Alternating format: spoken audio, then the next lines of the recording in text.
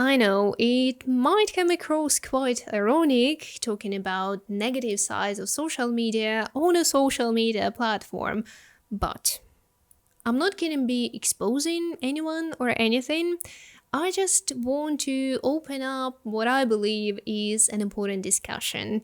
I feel like there is an alarming lack of discourse around the implications of a certain lifestyle that social media are pushing at us. So, without further ado, let's get started. Beforehand, I want to make a few things clear. I really do not care what people do to themselves or to their life or what kind of content they consume. We all are grown ups and are capable of making our own choice, and when we are not grown ups, we usually have some legal guardian, some caretaker with whom we can discuss these things, so it's definitely not my responsibility. But what I care about and what I have a problem with is the lack of choice or the lack of alternatives, or as I put it earlier, the lack of discourse around all the possible issues and sidetracks of a particular phenomena. So, I have a big problem with this luxury lifestyle that's migrating from one social media platform to another and portrayed as the ultimate way of living a happy and satisfying life. Mind you, having wealth or possessing some material goods is not a problem. And if that's your jam, please be my guest. And I'm definitely against the sentiment that some people are meant to earn money and some people are meant to help others earn money. That's definitely BS. That's all to the working and middle class. So, yeah, no, I'm not supporting that. But the problem is that there's only one template that's suggested to us, and somehow this template involves spending a lot of money. It involves extravagant adventures. It involves extravagant adventures. It involves designer clothes. It involves what else? Well, basically like overspending and acquiring a lot of things that we might not even need. I feel like most of us don't even need this type of lifestyle. Most of us are content with simple things.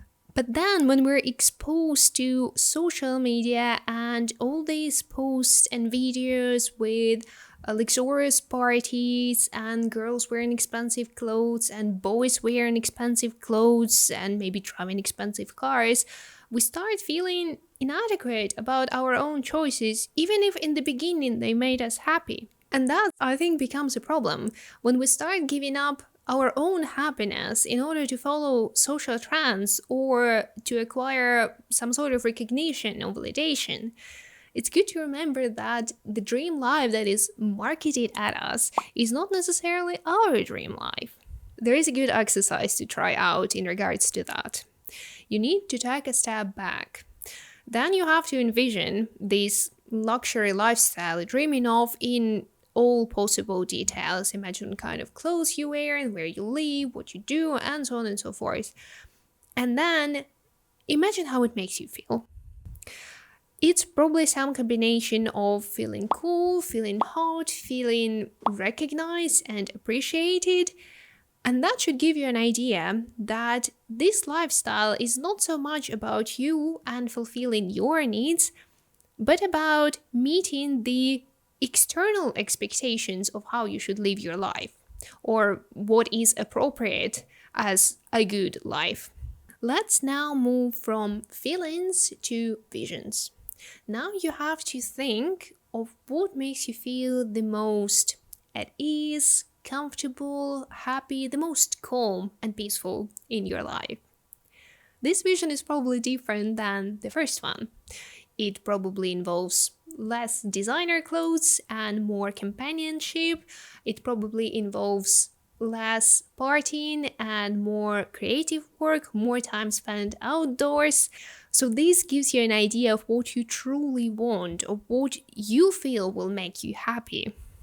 Going after what you're longing for is a much better approach than following any trends regardless of how cool they may look like.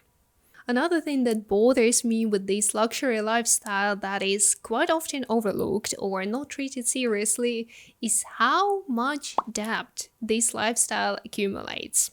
often enough, all these extravagant adventures and parties are not even a result of a high income, but rather a result of a high debt.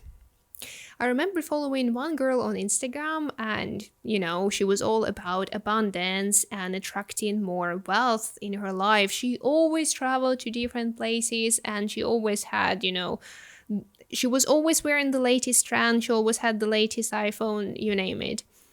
Then at some point, she made a confession that she actually has a lot of debt. And that was only part of the problem. The other part was the comments, because all of them were along the lines of, oh, you're doing such a right thing, and abundance is coming your way, and the universe sees you when you give your money to somewhere, basically just wasting them, you're only getting more in return.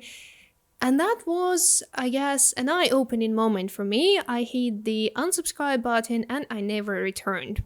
So, what I want to say is that not that the abundance mindset is a bad thing, of course it's not, and we all know that just being depressed, not in a clinical state, but just, putting too much of your attention to all the negative aspects of your life will not bring you anything. So, over obsessing over the negative sides of life is definitely not a good way to acquire or achieve anything in your life. But your mindset has to be grounded in reality. It's great to have a positive mindset. It's great to believe that good things are coming your way. And I really hope that they are. But it has to be supplemented by reality. You can't just ignore the fact that you have to pay bills, that pretty much everything in this world has a price tag and it has to be paid, that if you got a loan or a mortgage, you will have to pay it back. Lately, people have been talking a lot about breaking generational trauma and healing, so I'm just gonna leave it here. Going into debt for a glow up is the opposite of healing. Acquiring debt is literally the generational trauma. First of all, because it increases with the time, you have a compound interest. And secondly, because if you don't pay, then your immediate family will have to do it. I know that some people might say, like, oh, I'm not planning to have kids, but you probably still have parents. Well, I mean, I know that most of us will definitely outlive our parents, but still, anything might happen. And most of us want some form of partnership, whether it's a romantic partnership or a friendship partnership. So someone will inherit this money, and there is no guarantee that these people will not want to have kids or will not want to adopt kids at some point. So you really have to be mindful with how you spend your money, how you use your money. I know that financial health, and I'm talking about health here because I think it is an important part of our health. So I know that it has been taking a bit of a backseat lately, but we definitely should treat it the same way we treat our physical health or our diet. We shouldn't just disregard it for some social media trends or for some fancy looks. One of the most important aspects of a wealthy lifestyle, and I'm putting wealthy in quote marks because the definition of it will very vastly depend on your background, country, and so on and so forth. Anyway, one of the most important aspects is to know how to use money. Most importantly, when to use money, when not to use money, how to save money, where to spend money, and many other things that this luxury content, let's put it that way, often overlooks.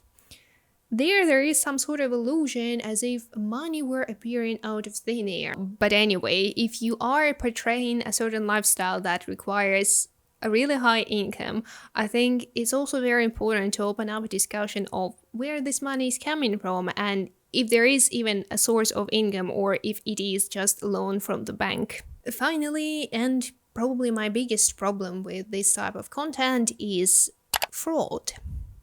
You must be familiar with the Forbes list of 30 under 30, and you probably know as well that quite a few names on this list turned out to be criminals who committed fraud.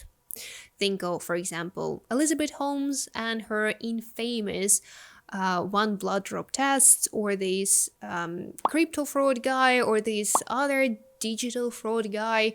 Somehow there's been a lot of fraud in the digital world lately. I wonder what it tells about the state of society. Anyway, it's one thing and it's one question as to why do authorities allow this type of behavior, which they most certainly do, but this is not the main focus of this channel, so we're not going to be covering that. But it's also an interesting question as to why do we keep buying into all these get rich quick schemes and getting involved in all these pyramid schemes and quick fixes. As I said in the very beginning, the choice of what content to consume and where to invest your money is ultimately yours, but it's good to get some reality check. If someone sells you the idea that manifesting is enough to get you your dream life, there's something shady going on. If someone sells you the idea that you can get a 1000% return on investment, there's something shady going on. Sure, there is such a thing as the Pareto principle, and if you're not familiar with it, it simply states that 80% of outcome come from the 20% of effort, and it's good, it's great, it should be the standard to get more bang for your buck.